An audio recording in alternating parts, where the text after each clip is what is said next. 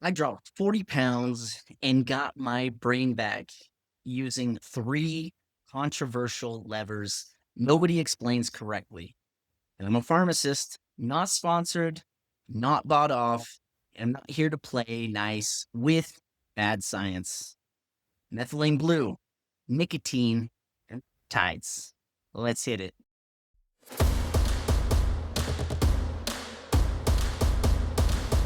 This is not medical advice. I have to start with this. This is edutainment, where entertainment and education collide.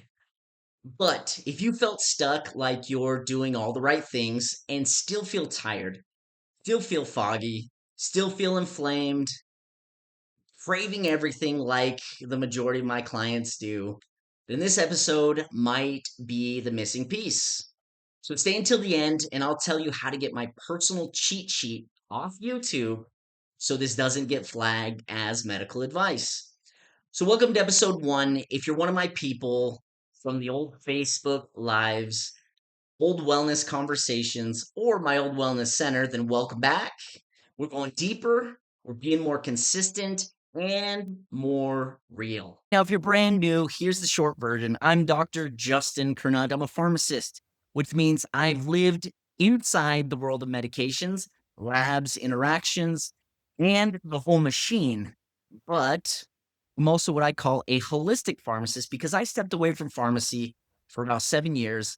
I opened my own wellness center. I helped thousands of people work through what I call therapeutic lifestyle changes, TLC, therapeutic lifestyle changes, pain management, sleep management, stress management, nutrition management.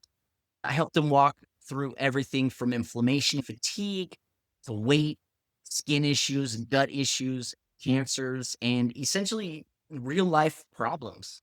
So I've got certifications in herbs, naturopathy, foraging, and more importantly, thousands and thousands of hours digging through supplement quality, forms, dosages, research, and what actually works, and what's just expensive. If I needed to, I could probably Google enough information about what I needed to know. I could probably YouTube enough video about what I needed to know. However, I want it done right without thinking it through and without having to reinvent the wheel. I would just call a professional plumber. And that's what I hope to be for you. Not a plumber, you're a plumber, but a wellness and health guru that you can rely on for truth. My specialty is this: I break down complicated science into plain English so you can make better decisions without feeling like you need a biology degree. Why? Because I'm not repeating internet wellness. I understand the mechanisms, the trade offs, the risks, and the real world constraints. Can I help people understand where they are and where they need to be? And I'll tell you what, I don't actually do without being bought. A lot of these things I trial on myself because why not? It's fun, it's entertaining, and when I read the science, I wanna know. So here's some quick housekeeping so you know what you're signing up for when you listen to me. So there's no fixed length. This might be 20 minutes, this might be a 2-hour video. You just never know what you get. It might be a Friday night rant, might be a question and answer. Who knows? It's family friendly. There's no swearing. There's no unwholesome nonsense. If you want that, respectfully go find somebody else. There's plenty of podcasters out there that'll tell you what you want to hear salaciously or use swear words and things like that. I don't condemn that. I am not that. So this is a family friendly show. I may talk about different issues that are issues like erectile dysfunction or things like that, but I will make them tasteful. I'll make them so even a child could be sitting in the room but not really understand what's being said. Another housekeeping, there's no sponsors buying my mouth. I've been affiliated with other companies in the past. I just want you to know I am no longer affiliated with anyone. I am creating my own brand, my own supplement line, my own health channel. So I hope to bring on my own supplement line. I hope to point you towards different products that I have personally vetted and endorsed myself. Because if I'm going to point you towards them, I want to make sure they're third party approved and tested and the like. And if I can make a small affiliate, you know, recovery, small amount by pointing you towards them, I will. That doesn't buy me out. That doesn't sell me out. All it does is helps me to help you support me so that I never have to sell out. That's what I say. If I mention a brand, it's because I use it, I trust it, or it supports the show through an affiliate link. And if it does, I'll tell you first and foremost. I'll disclose that. I'm not ashamed to tell you who I use and who I don't use. And if you want me independent, again, support me so I never have to sell out. Now I'm going to talk about controversial health topics, another housekeeping issue. Sometimes that includes big pharma because I'm in it, but I'm not in it. So I'm not trying to be political, but sometimes policies affect the body. And I may talk about the jab or things like that. And I have to use words like the jab because they'll censor my viewing or demonetize or whatever they want to do. I don't want that. I want this information to reach as far and as fast as it can. And yes, this is YouTube video number 1 for this channel. So my quality will improve, my background will improve, my thumbnails will improve, the lighting will improve. The sound in this room sounds echoey to me, but guess what? That will improve. I'm not afraid to start a little rough, and I'm not afraid to level up as I go. I've heard many YouTube video creators and content creators tell me that you need to stick to a 3-minute short or whatnot, or you need to stick to an hour or less because people don't have the attention span. Guess what? I find myself listening to 2 or 3 hour podcasts when I'm entertained and when I'm intrigued by the subject. So I'm just going to spit it. I'm just going to say it. And if you're entertained and you're intrigued, stick with me. If you're not, go find someone else. I'm not giving exact dosing or step-by-step protocols on this YouTube channel. This is another housekeeping kind of a tip. Not because I'm hiding anything, but because I'm not here to accidentally give medical instructions to thousands of people with totally different bodies and totally different meds that they're taking and totally different backgrounds and totally different histories, totally different environments. Everyone is unique and individual, and I like to treat people as such. So what I will give you is the framework, and if you want my personal protocol sheets, I'll tell you how to access them responsibly off platform, not on YouTube. So stay until the end and I'll tell you how to get my personal cheat sheet for this video alone, because I'm basically going to tell you 3 different levers that I pulled, 3 different supplements that I have taken that have gotten me to what I feel is the next level of me, and I want to be able to give you that information. But again, stay till the end and I'll help you know how to personally get this cheat sheet off of YouTube so that it doesn't get flagged as medical advice. So here's the premise. And this is the premise of almost every episode. But being the new year, being 2026, new year, new you, that's what everybody always says. Most people try to fix health with motivation. You're going to find a lot of motivational people right now trying to spit a bunch of motivation, vision boards, affirmations, incantations, different crystal healing or vibrational things or wellness mantras and things like that. As much as I believe in those, I truly do. I love those things. The body doesn't run on motivation alone. It runs on chemistry. Okay. My background is in microbiology and chemistry. My undergraduate degree, my postgraduate degree is in pharmacy. And again, I have lots of other certifications and different types of degrees that have helped carry me into this next level of understanding the body. And this past year in 2025, I started pulling levers one at a time. Now, I always suggest pulling one at a time. Start one thing at a time so that you know what actually worked for you. Then, once you know what one is doing and how it's helping or not helping, you can either discontinue or you can add to. Then you can start stacking them carefully and intentionally. And over the last 3 months ish of last year, so October, November, December, I decided to pull the last lever that I'm going to teach you in this podcast, in this YouTube video, which helped me to lose the weight. I'll get into that story in just a minute. I gave myself 6 months with this last lever, but it only took me 3. So it's a pretty incredible lever. You definitely want to stay till that lever. Now, to be fair, these levers I'm going to give you are in order of, I don't want to say least effective to most effective because that's not true, but least expensive to most expensive. There's 2 modalities that doctors tend to use. Number one is as much information as possible, laboratory work, all sorts of workups and write ups and mock ups and put you on a treadmill and work it up and give you this medicine and diagnose and all sorts of laboratory type stuff. It's very expensive. In the wellness side, most people, it's cash pay only. So people don't tend to go that route. They don't tend to come to me and say, Justin, I need laboratory work. I can recommend people get it. I can tell people where to go to get specific lab tests. But guess what? Insurance doesn't cover it. You have to submit your own receipts, and people don't like that. When you go to your doctor, they can get a CBC, a complete blood count, and get your metabolic panels and your hormone panels done. If there's justification, your insurance will pay for it. And guess what? They can have laboratory work. It's incredible. But if you don't go the laboratory route, we're kind of stuck with throwing noodles at a wall. You throw noodles on a wall and you see which one sticks. And doctors do both. Doctors do laboratory work and then they just guess. There's a book that they guess with, a medical book that says somebody has depression. They've come in with all these signs and symptoms, and our book says that it's depression. Cool. That book then says they need to start with therapy one. That's what insurance will cover is therapy one.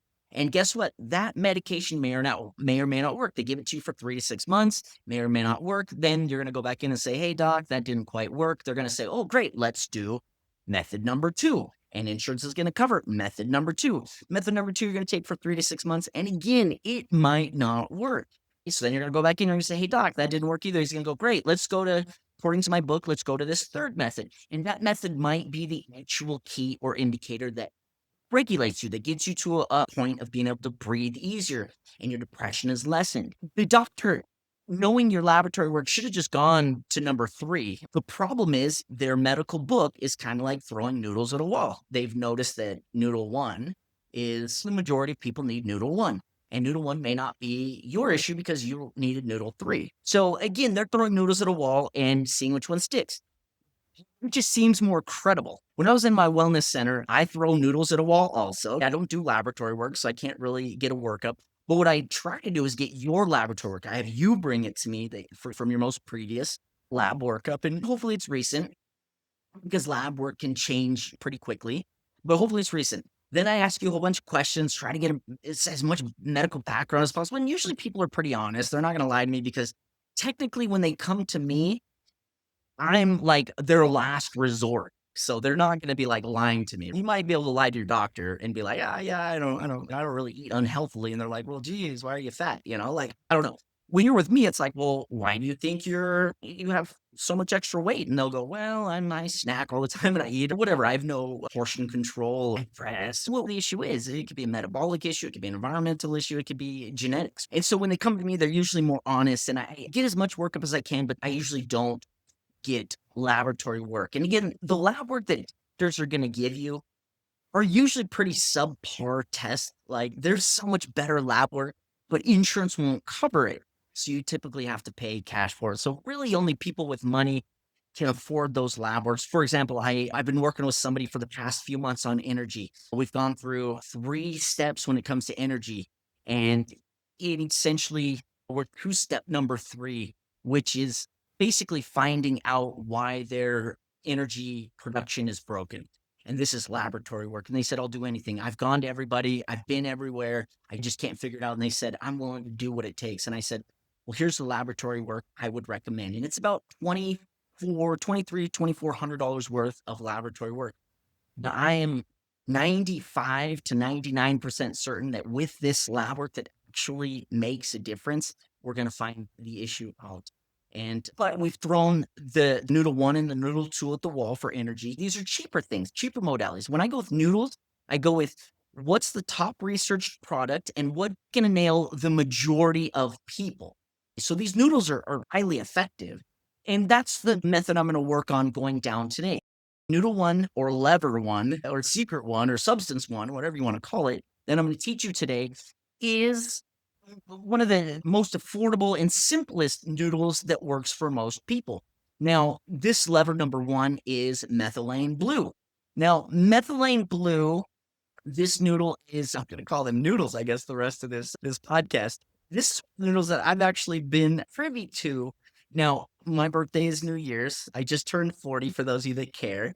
I have been exposed to methylene blue for about 2 decades of my life. And I'm going to tell you a story right now. And if you're not into stories or listening to long podcasts, then just skip and, I don't know, skip past this or whatever. It's a funny story though. So when I was 12 years old, so I just turned 40. So this is 28 years ago. So 28 years ago, I was a Boy Scout. My dad, his name is Troy. So Troy in this story is my dad, and he was one of our Boy Scout leaders. Now my dad is in the medical field, and my dad in our Boy Scout troop was like the medical like liaison. They defer to him if anybody had a rash or an itch or is in the medical field. So we decided to go to a hot springs, born and raised in Las Vegas. There's a hot springs outside of Boulder City called Ringbolt Rapids. Ringbolt Rapids is right off of Hoover Dam, right off of the river. And it's incredible. If you want to create a bucket list of places to go, this is an incredible place to go. So Ringbolt Rapids. So now we had a 4-day weekend. So we had Thursday off of school, Friday off of school, Saturday off of school, and obviously Sunday off of school. Okay.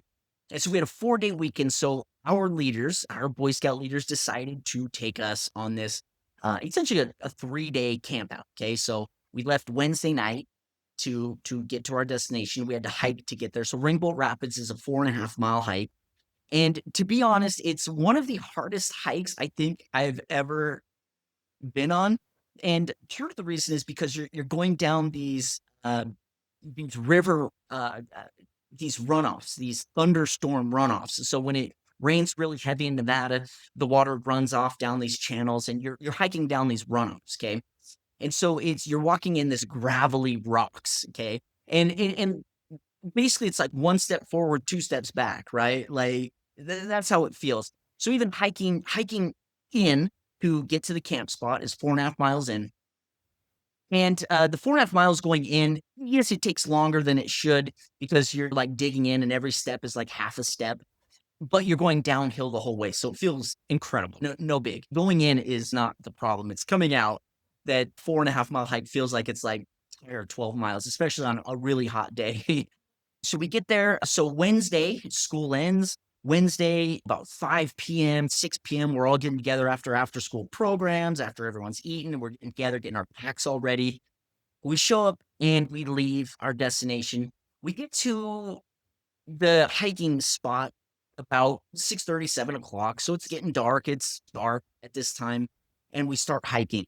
Now, everyone starts hiking in a group. Now, there's probably about 20 of us in this group, including leaders and Boy Scouts of all ages. It was kind of the upper Boy Scouts all the way down to the 12-year-old Boy Scouts. And so my dad starts us in this group and he says, okay, now while we're hiking, I'm going to give you guys a little bit of a background on the hot springs we're going to. Now, the hot springs themselves have a rare amoeba in this water. Now, to this day, I don't know if this is a fact. I'm pretty sure it's true, but I don't know if I've Googled it enough or researched enough to actually find if this is true. Now, my dad goes on to explain that this hot springs has a really rare amoeba. And as Boy Scouts, as responsible human beings, we shouldn't be ducking each other underwater. We shouldn't be splashing water each other. The amoeba, how it gets into the body is through an orifice, an ear or an eye or a nose. It gets into the body and it basically infects the brain, and you're basically dead within 3 days. So my dad's telling people this. Now, again, this is just yeah, now to preface all this, we in Boy Scouts, everyone signs like liability forms and lots of practical jokes and pranking and stuff. So all the parents understood what was going to happen and all this. I just preface it with that.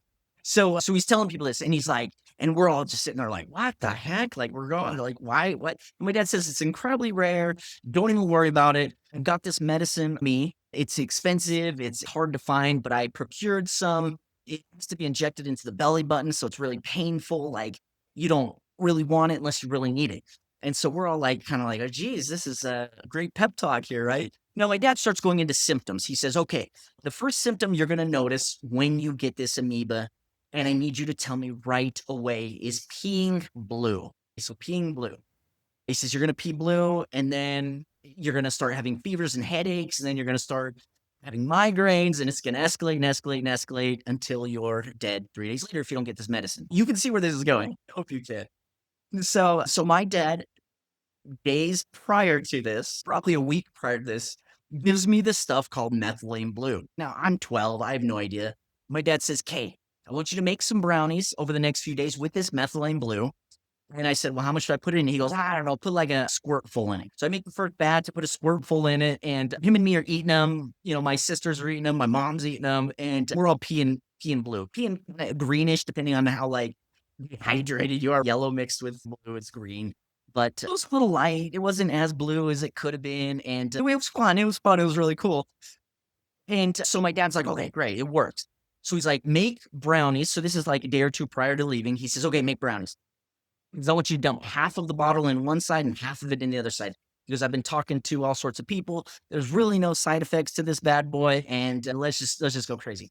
So I make these brownies. They turn out looking really dark black, bluish, blackish, purplish, almost like a raven is like purple in some tints and black in some tints. Kind of a crazy color.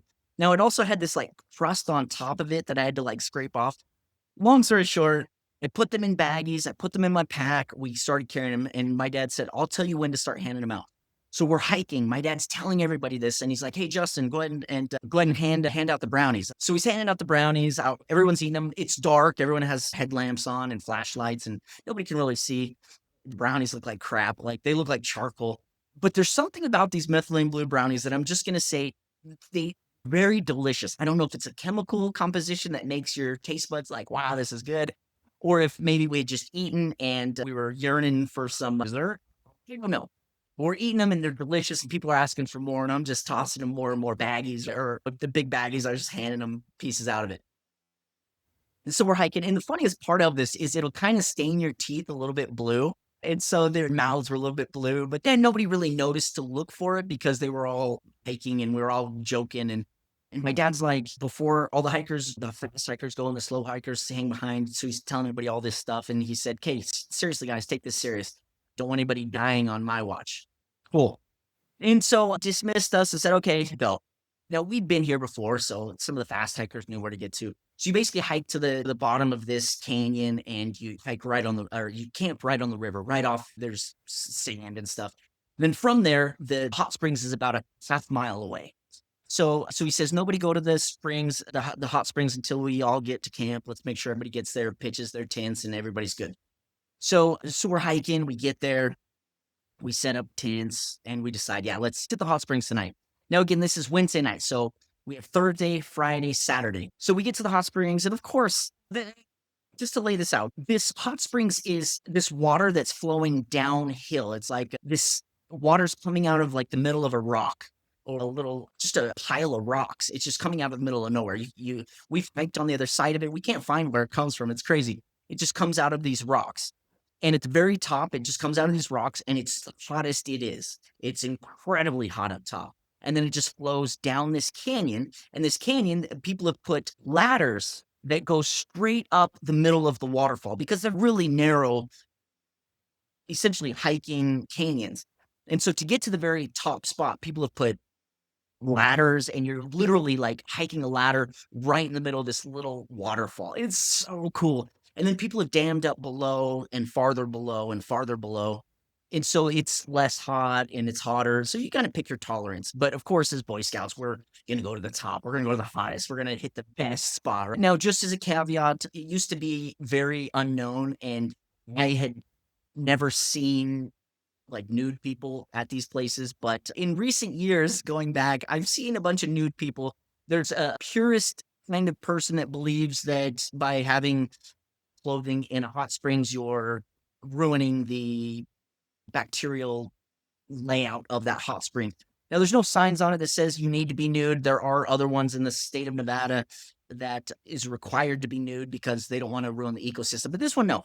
As Boy Scouts, I mean, we never saw nude people. I'm just saying, just as a caveat, you could go, you could take your kids, and just know you might want to hike ahead and just either pick a lower one or just warn your kids, like, hey, there might be people, it's normal. So we get to the very top. And of course, we're dunking each other, we're splashing water, we're just goofing. We're Boy Scouts. And so we're goofing all hours and hours, and then we decide, okay, it's getting late. Let's hit the hay. Let's go to bed. So we hike back the half mile to our camp spots. We sleep the night. The next day we get to the hot springs, we make breakfast, eat breakfast, and then we hit it. So honestly, it's about early afternoon, say anywhere from like 11 to 1 p.m. We get to the hot springs. We're there. We're at the very top one, and we're goofing off. We're playing. We're having fun. And one of my really good friends, shout out to Scott. If you ever listen to this, I love you, brother, but you were the first one to fall.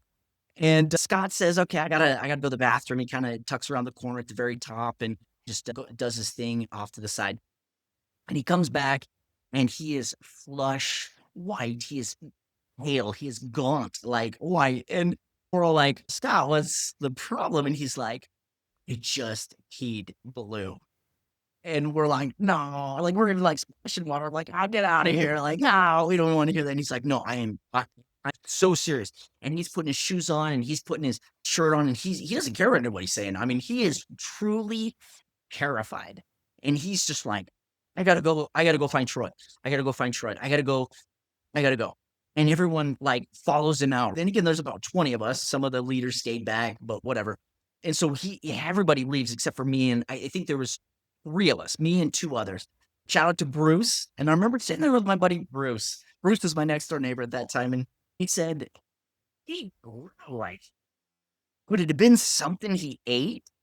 And I said, "Bruce," and of course I know, and I said, "Bruce, like, what have you ever eaten in life that has made you pee blue?" And he goes, "Yeah, true, true. Good point, good point."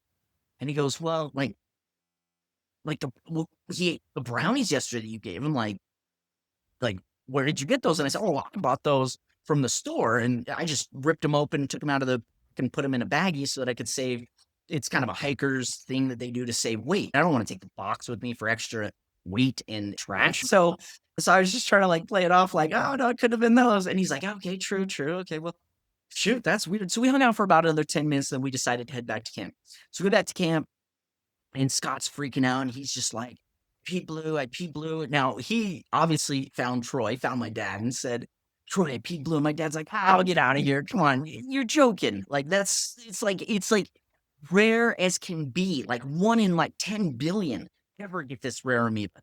And Scott's like, "No, no, no. Why would I lie to you?" And my dad's like, "I don't know, but like, I need to see proof." This is the medical person inside my dad. And of course, he's playing this off.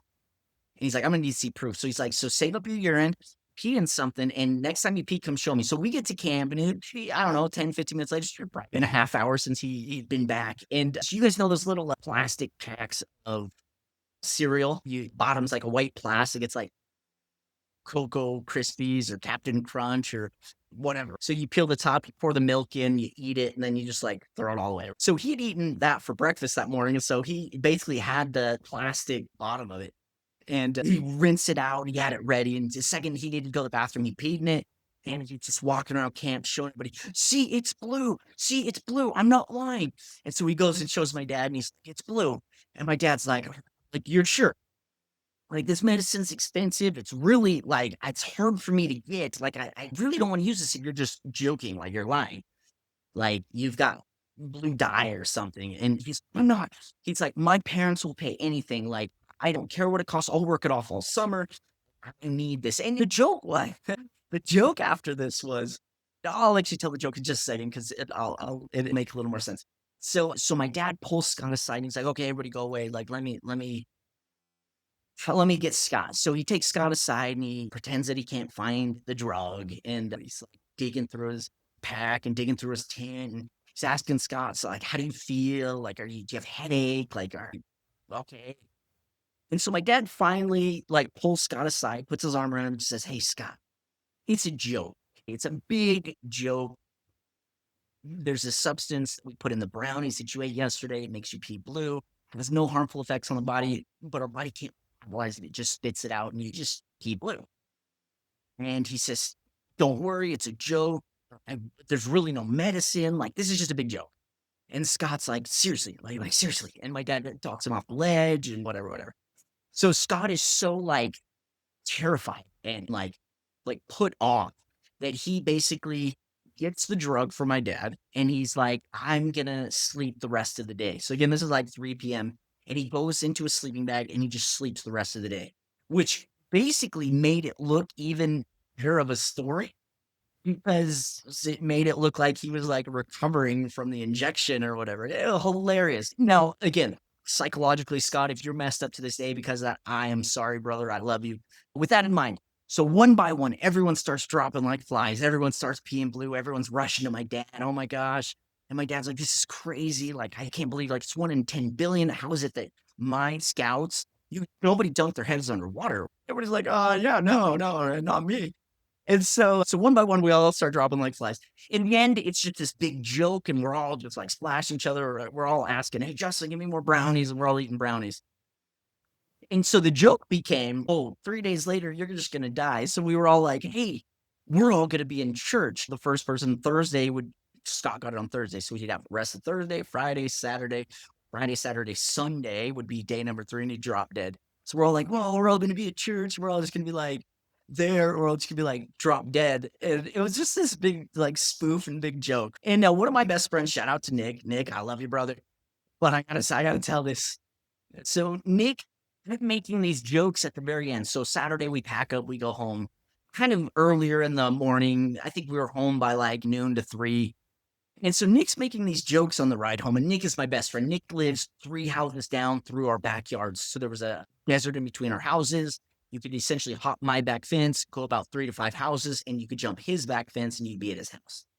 And so Nick is making these comments like, "Whoa, I'm the only one that's not going to die on Sunday. And oh, I'm the only one that didn't pee blue. And I'm the only one that didn't get the rare amoeba. And booyah, booyah." Like things like that. We're all just kind of like, okay, whatever. And we're all, it's a blatant, obvious joke at this point. We're all like total joke. And we're all clearly saying it and talking about it and everything.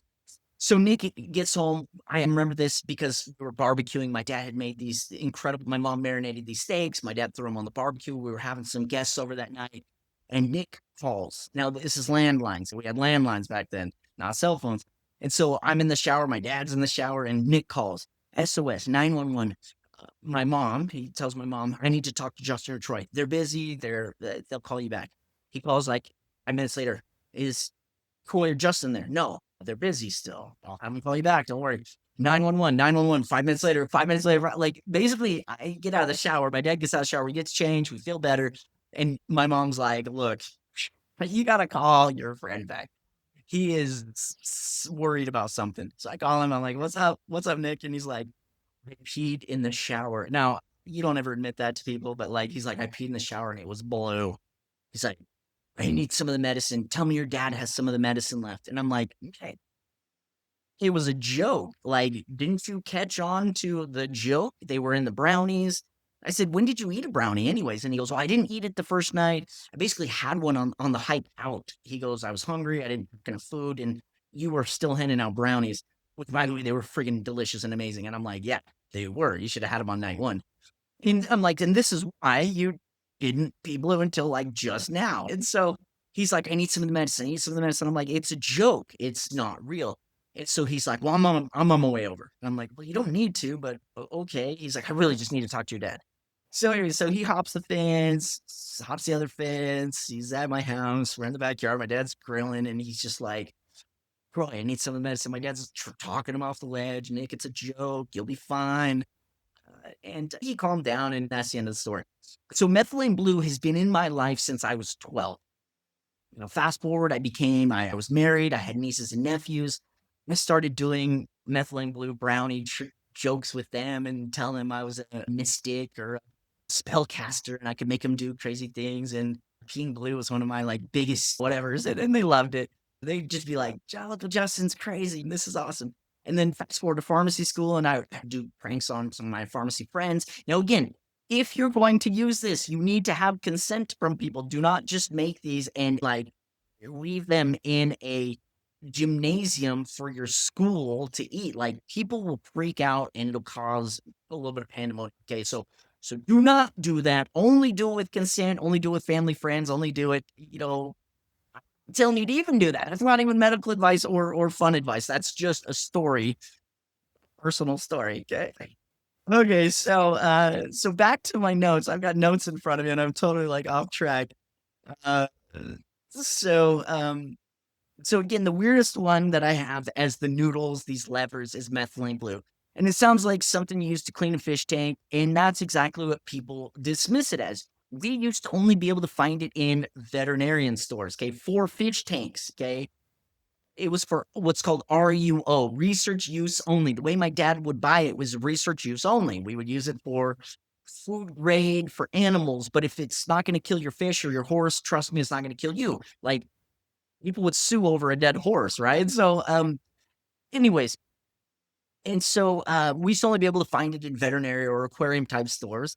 It was used in in fish keeping to help with certain fungal or parasite issues and water treatment type stuff. Okay. Again, I'm not in fish tanks very well, so I don't even know what these were, but it supposedly clears the water, helps with fungal and parasite things.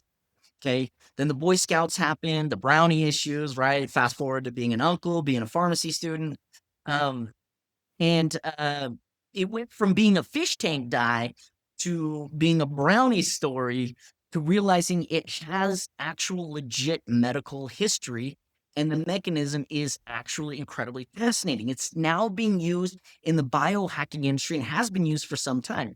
So, methylene blue is a compound that's been used in medicine for a long time in specific contexts. In the biohacker world, people talk about it for energy, brain clarity, and mitochondrial support, which doesn't hurt Boy Scouts, might I add, especially if you're hiking. It gives you a little bit of energy, gives you a little bit of mental focus and mitochondrial support. So here's the simplest way to understand it. Now, your cells make energy using little power plants called mitochondria. And inside the mitochondria, there's basically an electron highway ends up producing ATP. ATP is your body's usable energy, your usable fuel. Okay, now normally electrons move through a series of stations, and if these stations get sluggish or blocked, you get a traffic jam. Less flow means less ATP, which leads to ultimately more fatigue, less mental clarity, and sometimes more oxidative stress. Now, you can think of oxidative stress kind of like rusting or smog in your city, okay?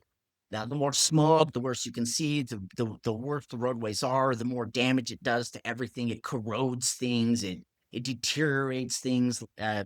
It's just not good. Now, methylene blue is interesting because it can act like a backup shuttle. It can pick up electrons and deliver them farther down the line. It's essentially like taking a detour around a traffic jam. And so, again, if a bridge is jammed, take an alternative route, keeps cars moving. You can kind of understand that. Now, what do people feel when cellular energy output improves? Basically, what it helps overcome. Often it's steadier energy, so less crash. It's not like caffeine or sugar. Clearer thinking, better exercise tolerance, according to many studies, and sometimes mood lifting. Now, this is partially because your brain is an energy hog. Your brain will gobble up any and all ATP if available. Your brain needs energy, and whatever's left over is the energy that you're going to have with feeling like you want to do extra. Okay, so your brain runs all sorts of autonomic nervous system things. We don't think about our heart beating. We don't think about breathing. We don't think about uh, blood flow or skin function or hormone production, things like this. So the brain does. The brain functions with all this. So it gobbles up all sorts of ATP to make sure you're living. Now, whatever's left over is what you'll feel like, okay, I feel like working out today, or I feel like doing a podcast. This podcasting thing takes quite a bit of extra energy. Um, and so, having relations with your loved one that take extra ATP. And if you're stuck with just your autonomic nervous system, stress and cortisol and trying to survive, your brain can only think about survival.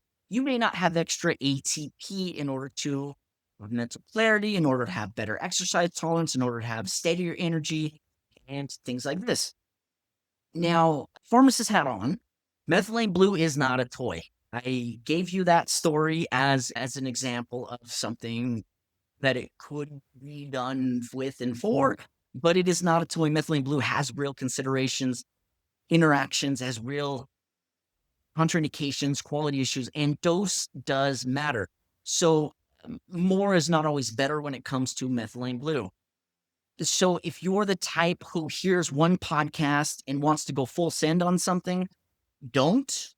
Okay. My goal is to help you think through something, not turn you into a chemistry experiment. Now, stay until the end, and I will give you the cheat sheet on different things to avoid when taking methylene blue.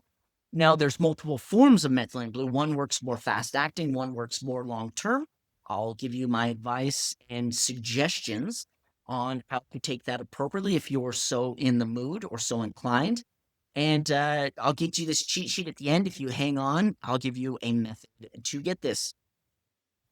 Okay, with this in mind, I also want to say that methylene blue can affect different serotonin levels in people. So if you're on medications that, for example, play with, mess with, or utilize serotonin in any way, please be cautious with this one. Do a little bit of research, talk to somebody like myself or somebody who is knowledgeable and can research a little more on your condition and specifically why. Okay. Lever one is the cellular energy conversation. Now, lever two is the one that'll make half of you lean in and make half of you kind of lean out and be a little more hesitant. Okay. And again, as noodle two, noodle one, I'll be honest with you, say with a lot of my clients with energy issues, it's going to work 60 to 70% of the time. Okay, this is the noodle that sticks most often. It's most scientifically backed and honestly has very little side effect if taken properly and with knowledge. Okay, now lever two, it, I would say works on maybe the next 20 to 25% of people. Okay, and it is nicotine. Okay, yes, I did say the word nicotine. Now, don't twist my words. I did not say cigarettes. I did not say vaping. Okay. I don't believe the body should smoke anything. I think that the tars and burning or chemical reactions that happen with the burning process shouldn't be inhaled in the lungs. The lungs weren't meant to breathe smoke. And part and parcels when there's fires around and there's lots of smoke in the air, a lot of people come up with a lot of lung issues, a lot of breathing issues, a lot of just badness. If smoking was good, you'd see benefits from smoke in the air, right? It's not. So don't twist my words here. Now, why it's even in the conversation? So nicotinic acetylcholine receptors are part of how your brain regulates attention, alertness, and certain learning pathways. So nicotine binds to those receptors and can create a noticeable shift in focus, noticeable shift in drive, and a noticeable shift in perceived energy. When it hits those receptors, it can affect neurotransmitters involved in attention and motivation, dopamine, norepinephrine, acetylcholine. So people describe it as laser focus, better task initiation, sharper attention. Now, with this in mind, the biggest question I get is addictiveness. Now, this is where people get sloppy. And the biggest question I get is nicotine addictive? Nicotine can absolutely be addictive, but the addiction risk depends heavily on how it's delivered and how often you use it. So, it's delivery with strong habit loops like cigarettes. Now, let me reframe that. Your anxieties, you'll have a work situation that puts you very much on pins and needles, and you go to a cigarette that is fast acting, incredibly fast absorbed, and you're impressioning on your body a strong habit loop of I need to cope, and this is going to give me some coping mechanism, this substance. Okay. So fast delivery with strong habit loops like cigarettes tends to be the most sticky or the most addictive. Slower delivery methods can generally have lower dependence potential. But it doesn't make nicotine magically non-addictive. So again, nicotine is absolutely addictive. Why are you using it and how often? A lot of people, a lot of entrepreneurs that I know, and a lot of biohackers like myself, entrepreneurship as well, will use this cyclically. I don't use it all the time, but I use it when I want to burn the midnight oil. Let me go back to those descriptions of how people describe it. Laser focus. better task initiation, and I would dare say better task completion, sharper attention. Okay. Those are things that entrepreneurs and people studying need. I would dare say that if you're in college, you have been taught or have heard of people resorting to amphetamines like Ritalin or different amphetamines as prescriptions. Now, those are pop outs, those are incredibly addictive. And yet people turn to those because they feel that they perform better. Now, this could very much be in that same category, but to a lesser degree. Also, a lot less addictive and a lot more accessible. So, take that for what it's worth. Now, so yes, ultimately, nicotine can be addictive. And if someone has an addictive personality, you know yourselves. If somebody has an addictive personality, anxiety spikes, heart issues, blood pressure issues, these are some of the contraindications of people that have issues or history with nicotine, that is an addiction, this is not where you want to start. Now, this is one of the substances. There's two substances when I was in pharmacy school that I learned about that I thought, why isn't everyone taking these substances? One of them was amphetamines, and one of them was nicotine. Now, both of these substances have very similar qualities. And this is why I thought, why isn't everyone taking these? Things like laser focus, tension, energy, initiation, completion. It also adds to and increases people's confidence level. People tend to be less negative to themselves and about situations. People tend to have higher self image, higher self confidence, less depression. People tend to eat less, lose weight, be metabolically better. And so when you're going through these lists of these two substances, you just think, you scratch your head and you think, why isn't everyone on these substances? Now, incredibly addictive. Obviously, we know why. If our body truly needed them, our body would make them. So I've learned why. I'm just saying. Those are two substances in pharmacy school that I thought were incredibly powerful and should be used, maybe even sparingly, but appropriately as a tool. Now, again, at the end, I'll give you my cheat sheet in a way that you can get it on how maybe my boundaries, my rules, maybe different ways that I cycle on, different ways that I utilize it. You know, obviously I don't endorse smoking, so how do I endorse it? At what levels, what strengths, what milligram amount? I'm not going to give it here because I don't want this to be construed as medical advice. I don't know your full history. I don't know your full workup. I don't know your full story. I don't know how tall you are. I don't know how short you are. I don't know how old you are. I don't know these things. So I'm not going to recommend it and give people dosages. Now, with all this in mind, and I know I'm droning long, but I don't care. That's why I just don't care. I do care, but I don't. I'm not paid by anybody, so I don't have to make this as short or as long as possible. If you've already phased out, you phased out. You're not even listening. Lever three and the most expensive noodle in this step, in this threesome. Okay, it's one of the most hyped. It's the most money, and it has the most traps if not done properly. And this is peptides. Now, what are peptides? Now, peptides are short chains of amino acids, smaller than proteins. And is if you know anything about the body, proteins are the building blocks. Amino acids are the building blocks of life, which create proteins, and proteins build structure, and structure build the body. It's essentially proteins are like the 3D substrate that goes into like a 3D printer, can then print and do what you need.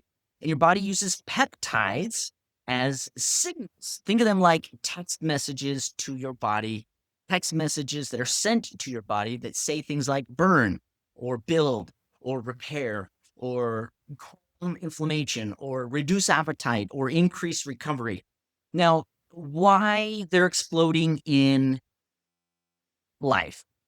Now, here's just a quick little story. I was telling one of my family friends, it's actually a family member, but it's a friend too. It's a he. Anyways, it's my dad. Shout out to my dad. I love you, Dad.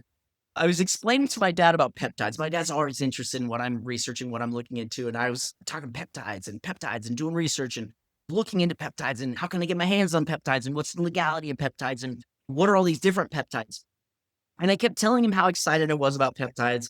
And my dad was like, bro, Why are you so hyped? I'm not even taking peptides. And I'm like, yeah, you are. You're taking a peptide. Now, I'm not going to tell you which peptide my dad's taking. I'm not going to disclose if he wants to like write on this YouTube which one he's taking. I mean, he can do that. But there's only two peptides that are really popular that are out there at the moment. Two of the most talked about weight loss medications right now are peptides. I'm going to give you the generic names: semaglutide and tirzepatide. These are peptide based drugs. Now, the reason you know they're peptides, and this doesn't always hold true, but the ending of those drugs is tide, semaglutide, tirzepatide, peptide,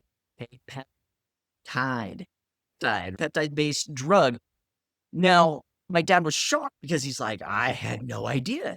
Now, the names of these drugs are Mounjaro, Wegovy, Ozempic. These are the big drugs right now. And in my humble opinion, they are better than drugs.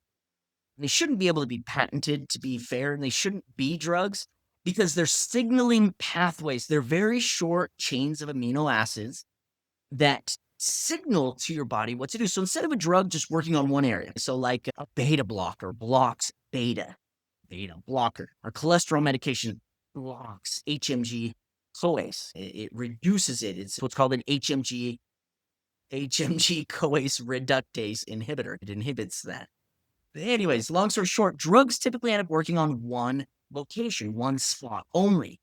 Tirzepatide, semaglutide, peptides are a signaling pathway to signal to your body to use multiple methods and multiple pathways to work. Now, my dad was shocked because he just thought it was Mounjaro or Ozempic or Wegovy. He just thought it was a drug. He didn't think it was a peptide. Now, to correct a few things about life, peptide is the new probiotic. I don't know if you guys remember probiotics, the craze of probiotics. Back a few years ago, it was probiotics. Even before that, it was collagen. Collagen was in everything. They had collagen soups and collagen gum and collagen drink, and collagen was added to everything. And then it was probiotics, probiotic gum and probiotic drink and prebiotic things and probiotic things, and inside your food are more prebiotics and probiotics. Like, and to be honest, the industry would fairy dust it. So inside a gum, in order for probiotics to actually work, they need to be a certain amount of probiotic in it. So that's why it matters what probiotic you're on and how many what's called CFUs, colony forming units, are in it. And if your gum can't even tell you there's one colony forming unit in it, then it's worthless. So what they would do is make gum, they'd sprinkle a little bit of probiotic in it or collagen and then say probiotic gum. True, it's in it, but it's not true because it doesn't tell you how much is in it. It won't make a difference. Peptides are the new collagens. Peptides are the new proteins. Okay, so you'll start seeing peptides in everything: peptide vitamins and peptide serums and peptide supplements and peptide in your gum and peptide drinks. Okay, now that's just another reason on why peptides are so confusing is because of the marketing, right?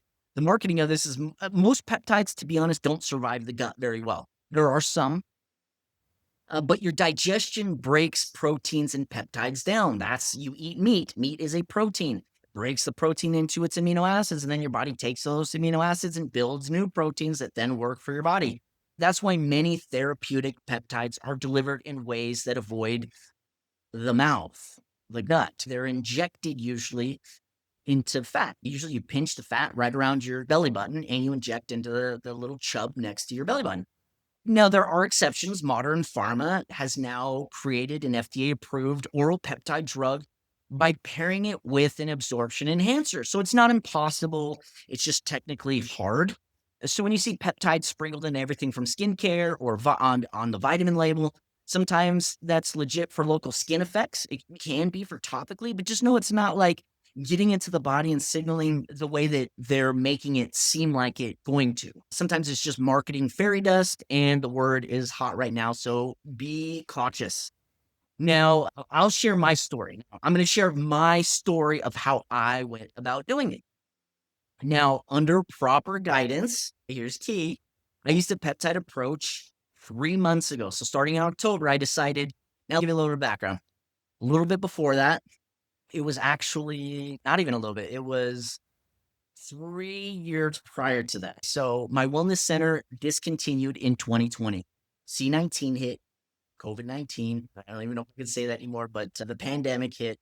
And in Nevada, my wellness center was deemed non-essential. So I essentially had to either work around that or close it down for times at a time or just discontinue the whole idea. Now, I've got 5 kids, I've got a beautiful wife, and I can't afford as an entrepreneur to be out of business for any amount of time. So I decided to discontinue my operations and get back into pharmacy, a facet of pharmacy that's different than retail. I'll have to get into that at a little later date. There's only one facet of pharmacy that I feel like I can be involved in that doesn't sell out, doesn't sell my soul, and that's the pharmacy that I'm currently in. That's the pharmacy modality that I'm currently in, and it's not retail and it's not pill pushing. So just throwing that out there. But I jumped back into this type of pharmacy, moved back up to Idaho where my parents were, my wife's parents were. COVID, C-19, the pandemic, whatever won't get me demonetized, was a lot less stringent up there. There's a lot less people. They weren't as distance and wear masks and stuff like that. And so I decided to do that. Now, in a few years into being up in Idaho, I decided to get life insurance. I'm making a lot of money. I need to make sure that if I die, my wife and kids are taken care of. So when you sign up for life insurance, you typically have to get a health exam. And I got a health exam. And at this health exam, now, if you know me, I'm 5'6". I'm a short dude. And I typically weigh between 125 and 135 pounds is where I tend to land. And people say, you're too skinny. And guess what? They're probably right. But I'm within the proper BMI. So I'm actually right where I need to be. Now, it was probably 2 years in, so it was probably 2022, 2023, and I decided to get life insurance, and I got this medical exam. Now, I had discontinued doing some of my health and wellness practices. I had kind of got jumped back into just regular life, and I'd gained some weight. Now, when I got my exam done, and I remember this to this day, I weighed 164 pounds. Now, to you, I don't know who you are and where you are in life, but that was the fattest I'd ever been in my life. And the person that was doing my exam was like, "Oh, well, okay." And I was like, "164 pounds, like, your scale must be off," you know? And I didn't have a scale at the time. I don't believe in scales, like, truly believe in, like, weighing yourself daily. Like, I believe in habits and I believe in how do you feel. But that scale did not lie. She calibrated it. I stepped back on 164 pounds. And I remember thinking, holy crap.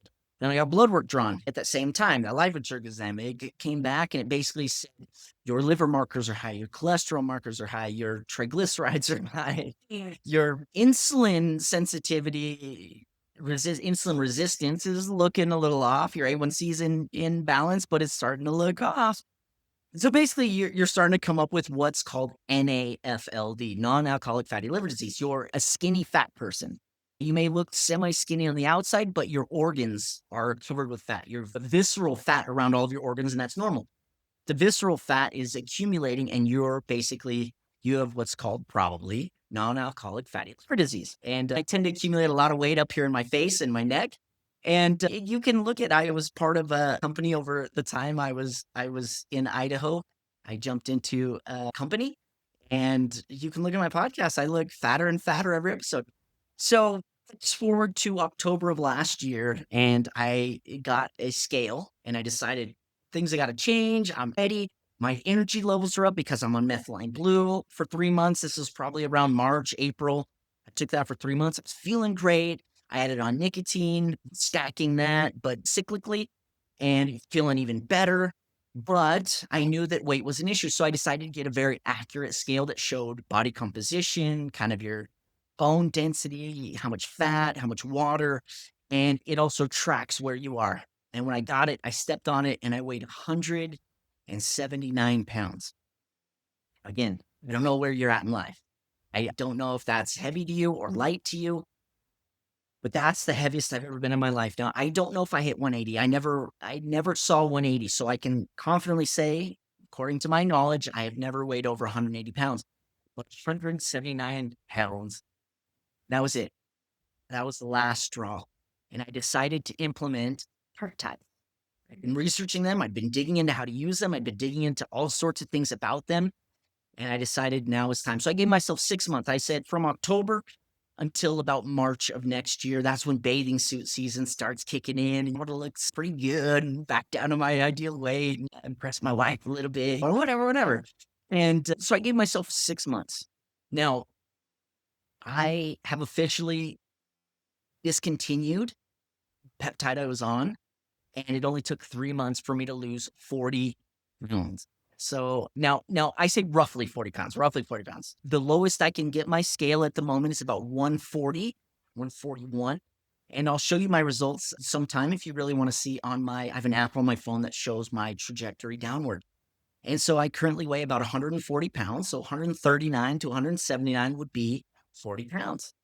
Now, that's my story. So I used a peptide approach that helped me drop about 40 pounds. My labs moved in the right direction. So essentially, just recently got my lab work redone. So I was actually put on a level of life insurance. Life insurance, what they do is they predict when you might die based on your health indicators, your weight. Now, once I weighed 179, bless the girl's heart that was giving me this exam. And I know her, she's a friend of mine. She was like, "Oh, well, let's measure your belly and let's measure your core muscles. Because if you're a weightlifter, you can be BMI off. Like I could weigh 180 pounds and just be solid muscle. And my BMI is way off charts. And life insurance is okay with that as long as I was a bodybuilder and my pectoral muscles were huge and my belly was or my hips were skinny. Basically, I was like a time glass. Right? You're shaped a little bit more like a triangle, right? A reverse triangle, right? Where you're larger up top and you're skinnier down below. Anyways, she measured me up top, she measured me down below, and she's like, "Oh, okay, like, yeah." And I was like, and how does it look?" And she's like, "Not good." Oh, anyway, so I recently went back. My BMI's in check. My NAFLD is incredibly non-existent anymore. The visceral fat's down. The facial fat is down. My triglycerides in order. My cholesterol's in check. My all metabolic markers look incredible. I look like essentially young 25-year-old. I mean, according to my blood work. So that's absolutely incredible. My metabolic markers are in check. My liver enzymes are in check. My blood sugar regulation's in check. My body started acting like it remembered what it was designed to do. And I'm not telling you this as a flex. I'm telling you because I know what it feels like to work hard and to feel stuck. I knew the techniques. I was actually implementing the techniques since March of the previous year. I was trying to eat healthier. I was trying to look. Working out was part of my habits. And this hopelessness is what makes people quit. It's what makes people give up. So I tell people get the routines first, get the eating habits first, then get the workout habits, and then a peptide is there to absolutely enhance and speed up that process. Now, here's the caution. Peptides are also where people get reckless. So quality sourcing, there's a lot of junk quality out there with vitamins, with food, with peptides. The legality of it, you have to go through somebody that's not China. You have to go through a medical practitioner. You can't get Wegovy, semaglutide, tirzepatide, Monjaro, these things. You can't get them nilly-willy. You can, but that just goes to make you question the legality or the sourcing of it. There's a lot of counterfeits on the market. There's a lot that don't do laboratory third-party testing. There's no oversight, at least at this moment. And this is where I put my pharmacist foot down. And this is also why I don't do protocols on YouTube. I'm not giving exact dosing or step-by-step protocols right here on YouTube. Not because I'm hiding anything, but because I'm not here to accidentally give medical instruction to thousands and thousands of people with totally different, again, bodies, medical histories, workups, environments, and whatnot. What I will give you is the framework. If you hang out to the end, and if you want my professional protocol sheets or guidances, I'll say to access those responsibly, again, off platform. Now, here's the framework I use. Here's the framework I use for peptides. And again, this is the last noodle. Peptides are expensive. Insurances will cover them if it's through a medical prescriber and if it's for the medically approved usage. So really, the only ones that pharmacy insurance will cover is the ones that are patented by drug companies. All the rest of them, you have to pay cash out of pocket. My question to you is what would you pay? What would you pay to feel better, to look better, and to actually get those gains and those results to get back to where you were? Would you pay $250 a month? More? Less? Again, I did it for only 3 months. Now, I can tell you I basically spend about $250 a month, but that is on myself and my wife. Now, my wife has had different results. My wife has had to go a little bit slower on this peptide because there are some side effects that she gets that you just need to go slower. And she is having incredible improvement just at a slower rate. That's why we gave 6 months. I wanted better. She wanted to look better and feel better. And so we decided 6 months. I could go higher faster. So I did 3 months. Now, the first thing that I'm always going to work with my clients and work with you about is goal clarity. What's your goal? Is it fat loss? Is it appetite control? Is it recovery? Is it sleep? Is it lean muscle? Is it a reduction in inflammation? There's a peptide for all of these things. There are probably over 30 peptides that I've been researching that I mean, I'm not stupid. I think the medical industry is going to try to patent each and every one of them, and they're going to start stacking peptides. So I've already been talking with my dad, my best friend, my dad, in order to stack a peptide onto his current peptide. His current peptide. So one of the risks and side effects of the medications that are on the market, the Monjaros, the Ozempics, the Wegovy's, is that you will lose muscle mass in addition to fat loss. Muscle weighs more than fat. That's why when you start gaining muscle, you'll gain weight. And they say, but it's a healthy weight. That's why one of these scales that I have that you stand on that can show you muscle mass versus fat, even water weight, is absolutely important for understanding your complete picture. And so these medications can make you lose muscle mass. Now, one of the biggest indicators that was leaked recently from health insurance, from life insurance, one of the biggest indicators of longevity and long life is muscle mass and balance. And muscle mass is very much tied to balance. The more muscle you have, the more balance you tend to maintain.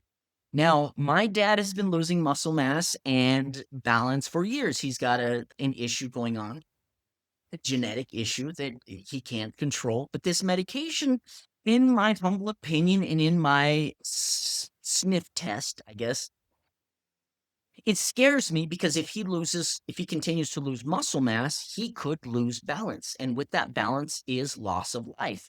You fall, you break a hip. Okay, that's loss of function, that's loss of mobility. And then you start losing muscle faster because now you can't even walk because you broke a hip. Then it's more surgeries, and the faster you kind of plummet and go downhill. And the life insurance industry knows this. That's why one of the biggest predictors of mortality or longevity is muscle mass. So you can pair peptides. You can have somebody on a Monjaro, a Wegovy, and pair them with a peptide that maintains lean muscle mass. So I've actually switched off of my peptide that is for fat loss, appetite control, recovery, getting me back down to where I was and am now. And now I'm going into certain peptides to now build lean muscle and build.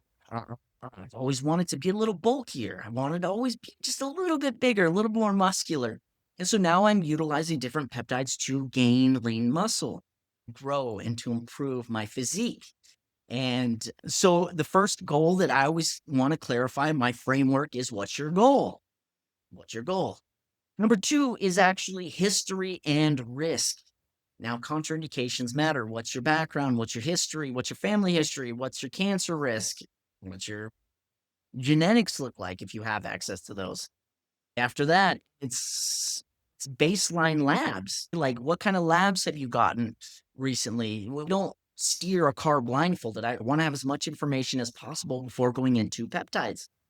Quality control. If you can't verify the purity, the testing, then you're gambling. That's with anything, with the food, that's with vitamins, that's with supplements. You're gambling if you don't know the quality. And that's one reason why I actually want to produce my own supplements so that I can control quality. One variable at a time. I'm not going to have you add methylene blue and nicotine all in one day, and then we're going to add a peptide in right away. That's not my goal. My goal is one variable at a time. Otherwise, you never know what worked, what didn't work, what's causing the side effects, and what to avoid, what to lessen. If you're on peptide and it's working, but you're having a little bit of side effect that you don't like, let's lessen it. Now, exit strategy. If you can't stop it cleanly, then you're not in control. That goes back to something like a nicotine. Okay. What's your exit strategy? Okay. It's the same as medications.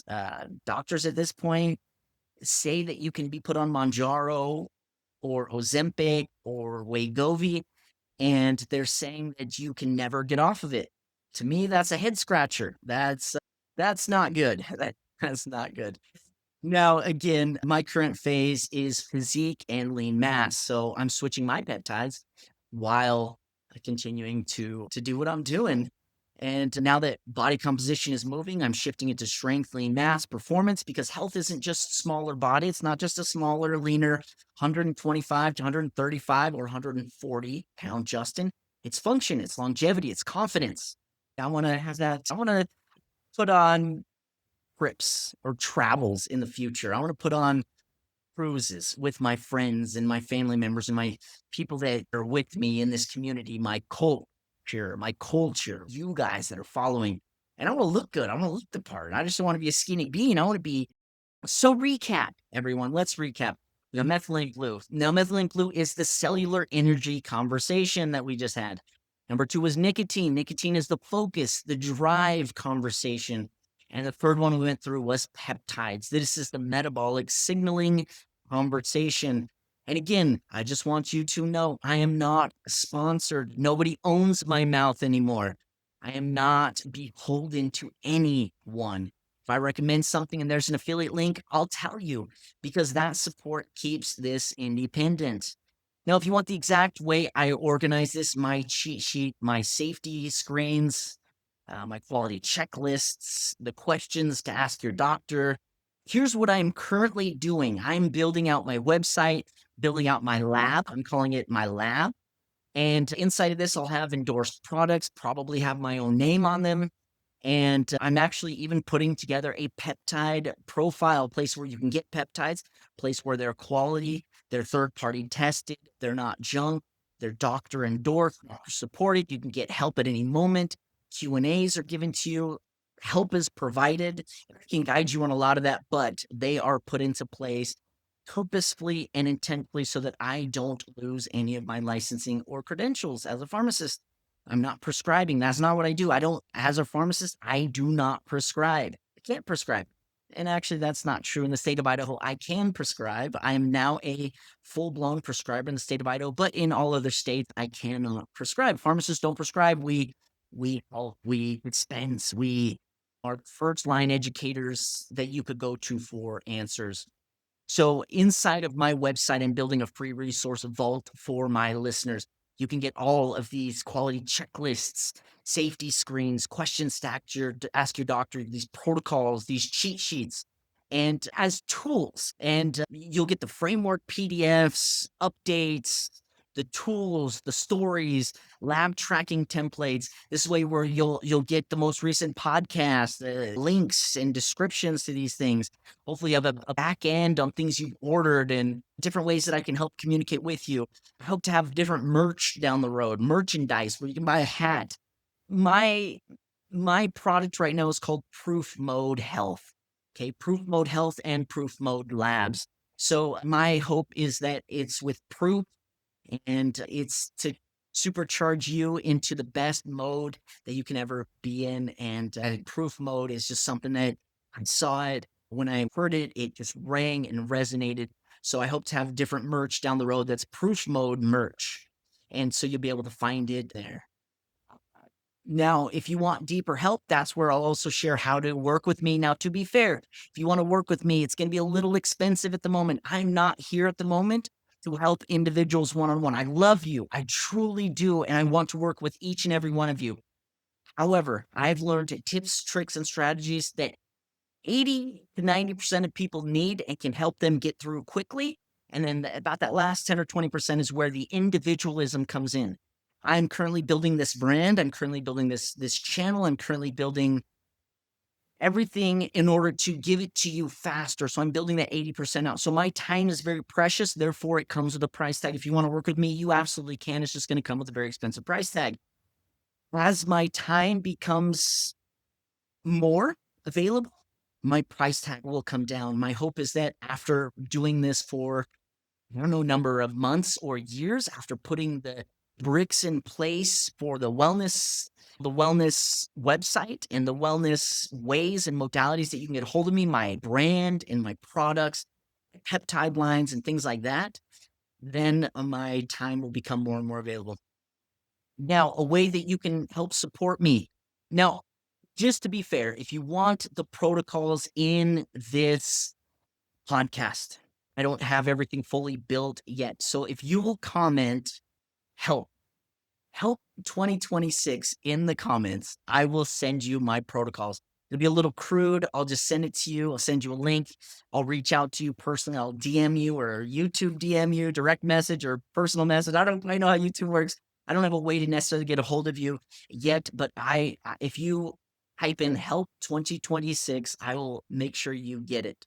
And if you want deeper help, again, once the website is up, you'll be able to work with me personally.